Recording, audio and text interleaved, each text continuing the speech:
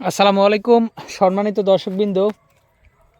আজকে আপনাদের সামনে যে গাছটি দেখানো হচ্ছে এটি ইন্দোনেশিয়ান স্মার্ট নেপিয়ার হাইব্রিড গাছ। দর্শক, আপনারা অনেকেই অবগত আছেন যে বর্তমানে কিন্তু শীতকাল চলে এসেছে। দর্শক, এখন বর্তমানে আজকে ডিসেম্বর মাসের প্রায় 6 তারিখ আজকে। তো দর্শক, বাংলাদেশে মূলত ডিসেম্বর এবং জানুয়ারি এই 2 মাসেই সবচেয়ে বেশি শীত হয়ে থাকে।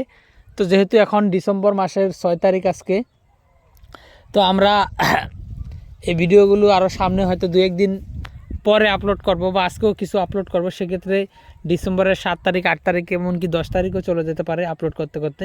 তবে দেখা যাবে শীত, আমরা যতটুকু জানি যে শীতকালে আপনার ঘাস কম বাড়ে। তো দর্শক, সেক্ষেত্রে এই ইন্দোনেশিয়ান স্মার্ট নেপিয়ারটা কীরকম হয় এটার একটি আপডেট আপনাদেরকে জানানোর জন্য এই ভিডিওটি করা।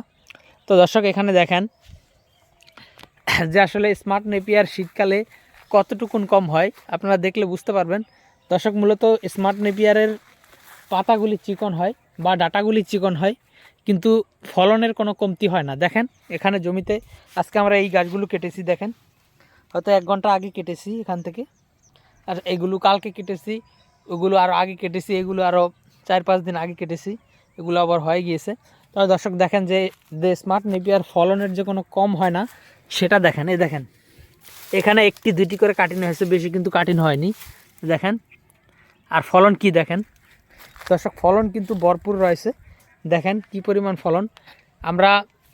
আপনারা খামারিরা চিন্তিত থাকে যে আসলে শীতকালে ঘাস বাড়ে কম বা ঘাসের ফলন কম হয়, সে কারণে কী গাছ চাষ করা যায়। দর্শক, এই ইন্দোনেশিয়ান স্মার্ট নেপিয়ার ঘাস আপনার শীতকালেও কিন্তু পর্যাপ্ত পরিমাণে ফলন হয়, তবে শীতকালে ঘাসের ডাঁটাগুলি এবং পাতাগুলি চিকন হয়ে যায়। দেখেন এখন এই পাতাগুলি চিকন, কিন্তু গ্রীষ্মকালে বা বর্ষাকালে পাতাগুলি অনেকটাই মোটা হয়ে থাকে।